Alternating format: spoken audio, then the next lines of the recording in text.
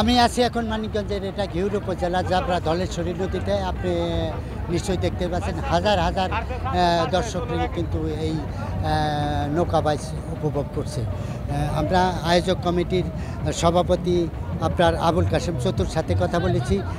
তিনি যেমনটি জানিয়েছেন যে 40 বছর আগে আপনার এই তাদের পূর্বপুরুষরা এই নৌকা বাইচের আয়োজন করেছিল।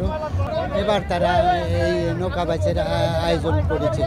আমরা দুপুরে এখানে এসেছি, সে সময়টাই দেখতে পাচ্ছি যে বিভিন্ন অঞ্চল থেকে আপনার এই নানা বয়সী মানুষ এই নৌকা বাইচ উপভোগ করতে আসছে। আয়োজকরা যেটা জানিয়েছেন যে আপনার এ পর্যন্ত আপনার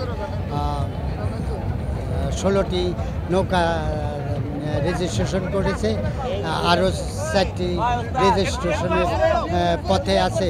মোট আপনার মোট 20টি নৌকা এখানে অংশ নিয়েছে।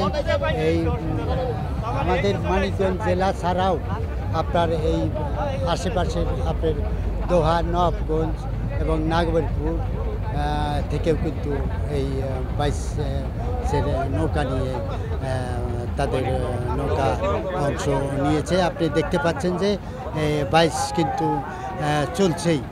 আপনার এই দু তীরের মানুষ আপনার এই নৌকা বাইচ উপভোগ করছে। আর এই আপনার দু তীরের দর্শকদের করতালিতে নৌকা বাইচ কিন্তু আকর্ষণীয় হয়ে উঠছে। আর আয়োজকরা বলেছে যে আগামী বৎসরও তারা আপনার এই আরও বড় সড়ে এই নৌকা বাইচের আয়োজন করবে।